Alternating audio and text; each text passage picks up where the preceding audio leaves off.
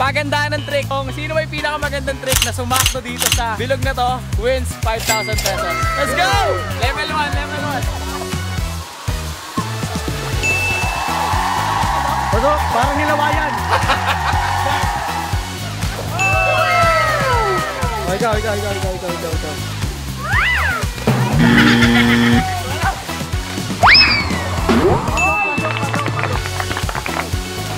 Ay, okay, level 2. So, mas maliit na pa, guys. Mali! Nasira, guys. Mali! Oh! Takot sa bayan.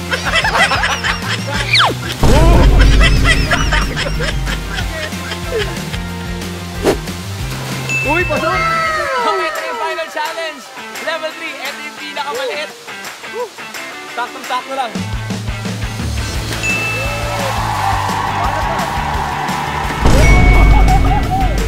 Okay ka lang.